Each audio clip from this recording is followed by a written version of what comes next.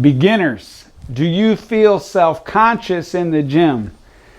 Afraid the way you looked, it just doesn't look right. Your punches don't flow, you're not fluid, your footwork's not right. Do you feel like you look whack, right?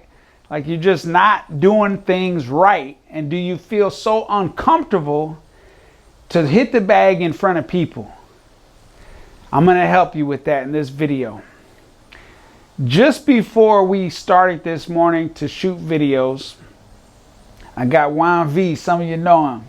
Juan V behind the camera. That's my guy. But before we started, I had a load of laundry in the dryer. My clothes weren't dry. I always wear sweatpants, and I like to wear the How To Boxing shirt, t-shirt. But anyway, my stuff wasn't dry. It's drying now, actually. And Juan said, "Oh, you shooting in shorts today?" And I said, no, I'm not going to shoot in shorts. And I told him why. And it was because I'm ashamed of one of my legs. One of my legs is really skinny, and I'll show you that in a minute. But the reason it's skinny is because at 18, I was in a head-on collision with a semi-truck. That wreck was a near-death experience. It left me unable to walk. And I had a rod inside my femur. This is your femur, your thigh bone here. I had a rod and pins in there holding that. That bone was broken in 3 pieces. The bones on the bottom, fib, tib, both compound fractures, meaning they came out of the skin. And I'll go ahead and show you just to get this. So right here, there's a hole. You can push your finger in on that hole. You can push your finger in on that hole. And this leg is a lot skinnier. There was a cast from the knee down. There was a cast from the knee down for about 6 months. When they took that cast off, that muscle had atrophied so bad from not using it that I could flex that muscle and the skin wouldn't even move. That's how weak that muscle was. It couldn't even make my skin move when I tightened the muscle underneath. That's how skinny it had gotten. It looked just like a bone. And the very first day that I was able to walk unassisted, I had progressed from a wheelchair to a walker, from a walker to walking with crutches, and from walking with crutches to being able to walk unassisted. And that took about a year. And during that year, I wasn't ashamed of that leg. I was thankful to have it. I was thankful that it helped me go from that wheelchair to that walker, from that walker to those crutches, and from those crutches to walking unassisted.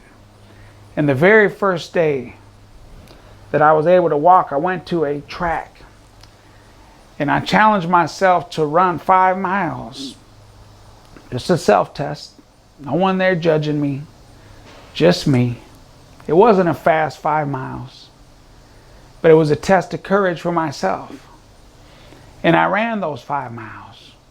It didn't look pretty, it wasn't fast. I was breaking no records, not even my own personal best records. And you have to challenge yourself. You have to accept yourself from where you are, where you're starting at, where you are today. And that's what I had to do back then, and I did that. I accepted myself from where I was today. And I made that journey, and 4 years from the day of the wreck, 3 years from the first day I started walking, I was back in the ring again, and I won the United States All-Army Championships. I went on to win the Armed Forces Championships. I went on to compete in the World SISM Championships representing Team USA. I'm not telling you that to brag. I'm telling you that to make this point. That this leg, the one I was ashamed to show you today, I didn't want to wear shorts today. I didn't want to wear, but this is the leg that got me there. This leg, this old skinny piece of bone and flesh. That's what I had to work with. Now it's come back a little bit since then, but the muscle just never really fully came back. The definition in the leg never really fully came back. But I still use this leg. And you know what? You have to use what you have. This leg, I walk with a limp. This leg is actually a little bit shorter than my other leg. If you ever see me walk, especially if I'm walking fast. Funny aside story, my wife and I first date. We were dating back then, early 20s. And we're at this date. We're at a stadium and I'm walking and she's like, why do you walk like that? I had kind of like a little pimp walk, you know? And she said, well, why do you walk like that? I said, well, because this leg is shorter than the other leg. You know, and so that's why I walk like that. And then she kind of felt bad. I'm like, don't feel bad about it. This is the leg I have. I'm just thankful to be here because really I should have died in that car wreck. So this is the leg I was given to finish my life out with. And you have whatever athletic ability you have, whatever you look like, whatever you have, that's what you have to finish this life out with. And my challenge for you today is to accept yourself where you are, get a clear vision of where you want to go, and let's start moving there, champ. Let's move in that direction. This is what I do. This is my specialty. And there's a couple other points I want to make here. I've had this YouTube channel for a minute. And this morning, actually, this is another self-acceptance lesson for you. This morning, about 4:30 in the morning, I had a YouTube video scheduled to go out. I didn't have the front cover ready to go. But I just left it up there and I was like, man, I should delete that. It was on how to throw a jab with power. And yes, in my prime, my jab was very crispy. My jab has set people on their butt. Okay. And I threw it off the back leg and it had a lot of authority and I had a lot, very precision, very precise jab. And I could place it. And I had very good accuracy and it was very quick. That's been a long time since I've been throwing gloves, right? And so now I was seeing my own video, and I always tell you guys to sharpen your jab. If you see my videos, I'm always saying, hey, you fight behind a feint and a left jab. Every day in the gym, you should sharpen your jab. And I believe that, no doubt. But I'm looking at this video and I'm like, man, coach, your jab doesn't look too crispy. Your jab doesn't look that powerful now. It doesn't look that sharp now. And it's because I haven't been sharpening it. And it's the same with my leg. For 6 months, I didn't move. I couldn't walk. For a year, I couldn't walk unassisted. But for 6 months, I didn't do nothing, right? And I had that cast from the knee down, and I had a rod in my leg for a year. A rod and pins in the upper part of my leg. But from the knee down was that cast, and that muscle shrunk because I didn't use it. And that's the same thing that'll happen to your skills. If you don't use them, they're not going to stay sharp. And so you have to use them. And for me, I'm hitting this bag and I'm like, man, I didn't look that sharp. And I was like, man, I should pull that video back. But you know what? That video, for the time that it's been out, it's gotten more views than any other video. It's out there helping people.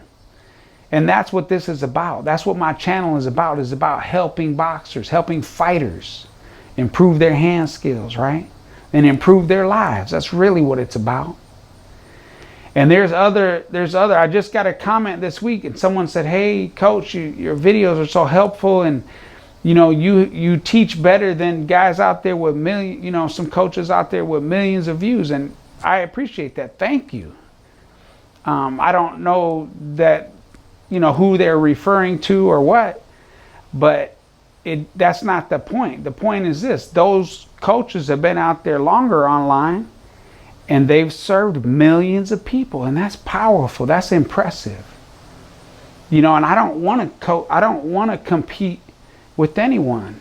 I want to encourage other coaches. There's a coach out there helping someone and you can learn from them and they're good. Learn from them. You could learn from more than one person. No doubt about it. You can learn from anyone. Okay, there's some people out there with very limited experience. I've seen a coach out there, very limited experience. And he's doing great. He's helping people.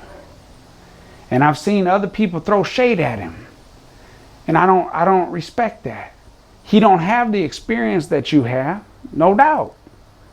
He can't do the technical demonstrations that you can do. He don't have that experience. That's fine. But he's still out there serving people. He's still out there providing valuable information. And there's more than one. There's more than one. And there's no need to say names, but there's people out there helping people. There's people out there in the world helping young fighters in the gym that don't even have a YouTube channel, but they've been helping generations of fighters. They've been saving lives from the streets for generations. And that's powerful. And I would never throw shade. I would never throw shade at someone else out there helping serve someone else, using their gifts, using their experience, whether it's limited, whether it's more coaching experience, or someone else may have more fighting experience. That it doesn't matter. I have over 41 years of experience. That's more than many and less than many as well. You know, there's other people out there with higher degrees of experience in the ring, with higher degrees of experience in the corner, but maybe they have less experience in the ring. Okay, it doesn't matter. What matters is that we're here to help and serve you, and it's a community. There's a community. Boxing is a small community.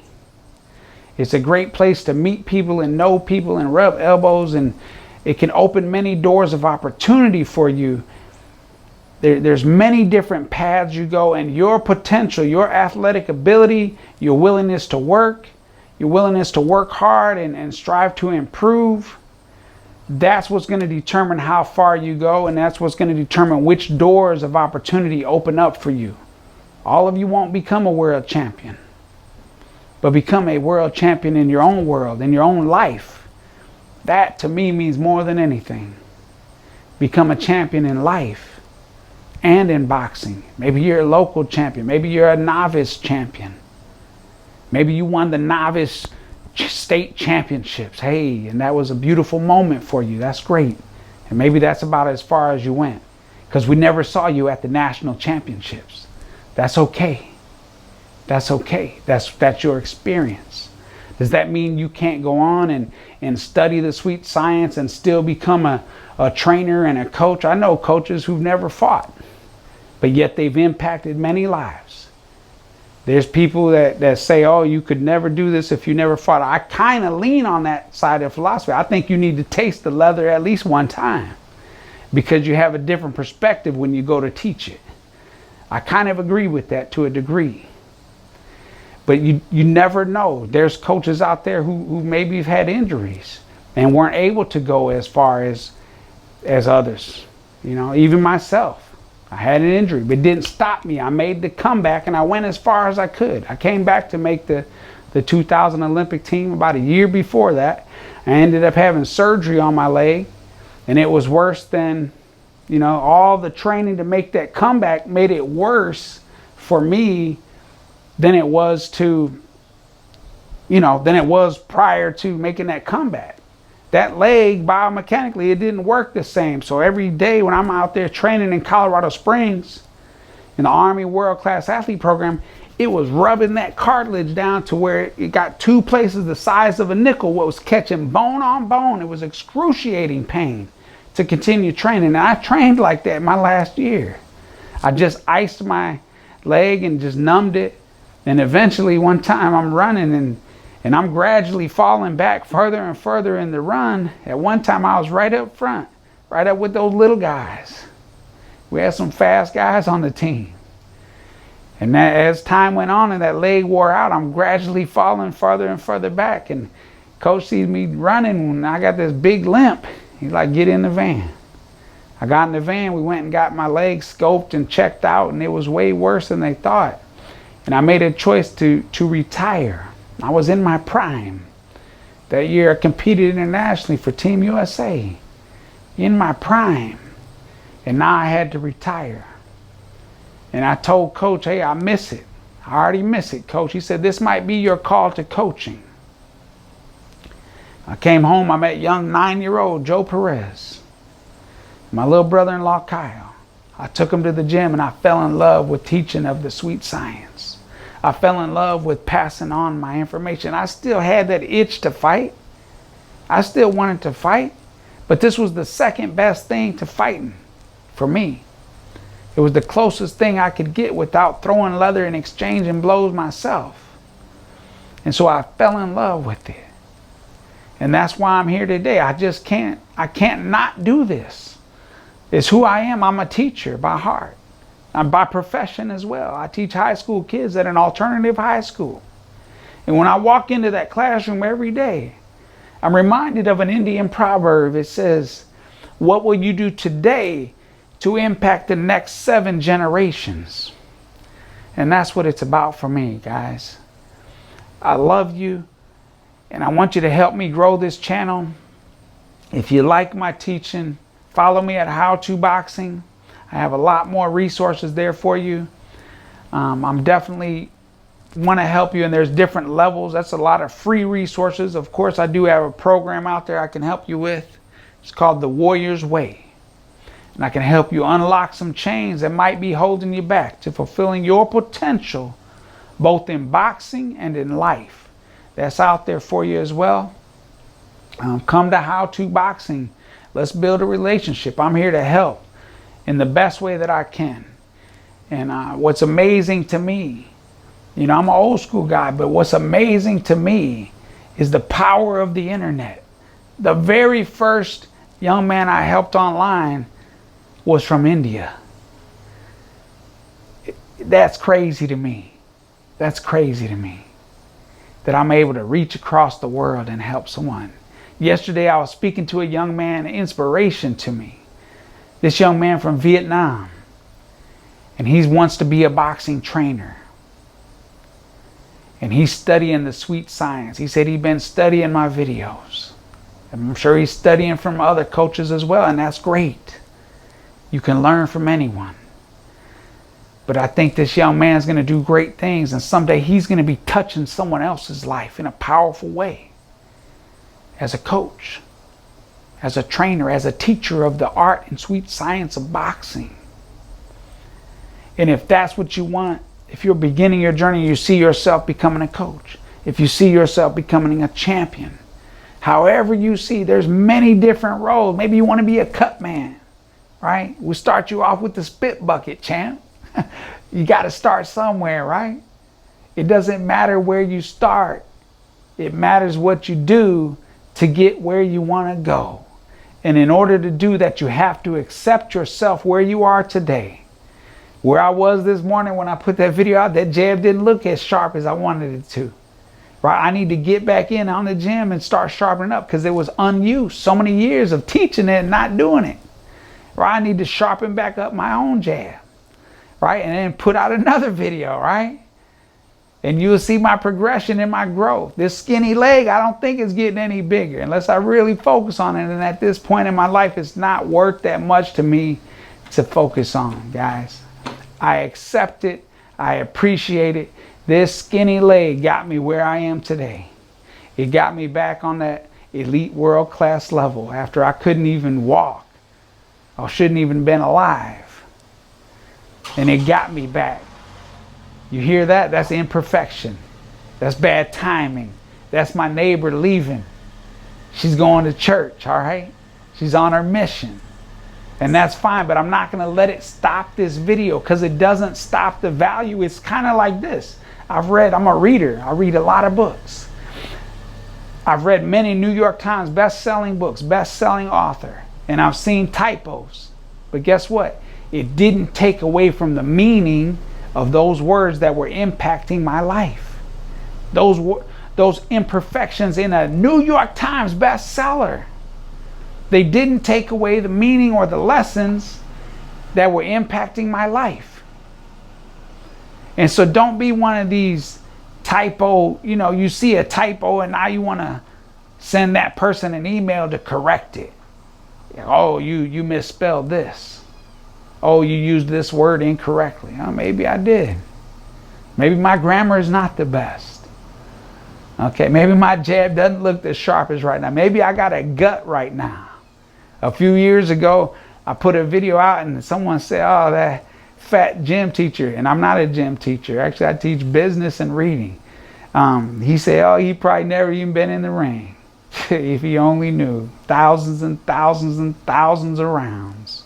Over an 18-year career that took me around the world. Right? But now I look like a fat, out of shape.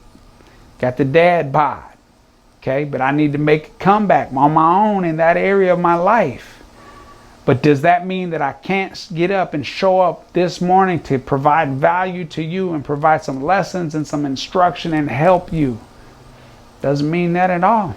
Here I am. And I hope this helped and I hope this served you. And I want to connect with you. My name is Steve Vandiwally. I'm on Facebook. You can friend me there. Okay? I'm on Instagram at How To Boxing. I'm accessible. Reach out to me, champ. Let's connect. Let's connect. And no matter what, accept yourself. Where you are today. Get a clear vision of where you want to go. And let's get to work, champ. Moving there. One day at a time. Let's get it, champ.